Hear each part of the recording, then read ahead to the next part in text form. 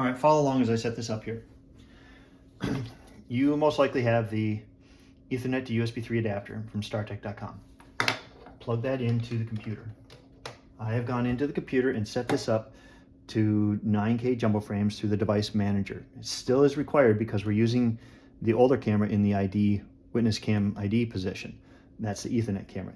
9K jumbo frames is required. It is not required for the USB 3 camera. So eventually if you switch all over to USB 3, you won't have to worry about the 9K jumbo frames. Moving forward, here's the new USB 3 camera. Cable that came with it, plug it into the back, lock the screws down. I'm not going to do that for this demonstration. You lock it down though. Take the other end of that cable, plug it into the adapter. All right, here's the older camera. I have power to it. Plug in the data cable to the back of the camera, the other end into the adapter. I look at the front. I see there is a data light flashing. I know that there's data coming from that to there. Plug in the USB key. Turn on the software.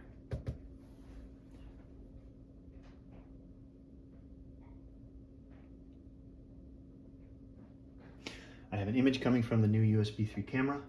I go over to the adjustments tab, the exposure setting. I'm going to change that to 2000. Enter. And now I'm almost at 500 frames per second. I don't want to run at that. I'm going to turn that down to 50. I now have 250 frames per second. Now I'm going to bring up the Witness ID camera. Go to the View drop-down, Witness Camera, select Camera, make sure Bowser Pylon is checked. And then click Show.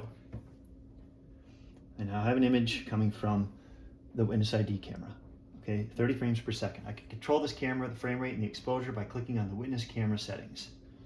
All right, now that's just a straight connection with the blue cable.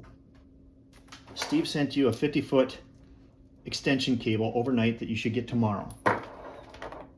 Unplug the cable coming from the camera going into the adapter. Take the extension cable, plug that into the adapter instead.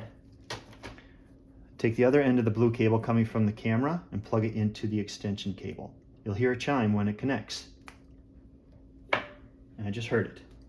Now I turn on the software.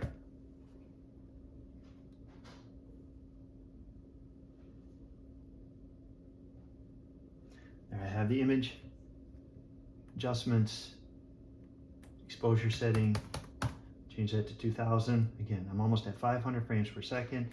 I'm going to change that to 50. I'm going to go to the View drop-down, Witness Camera, select Camera, Pylon, Bowser Pylon is checked, and Show. 30 frames per second. I now have an image coming from both cameras.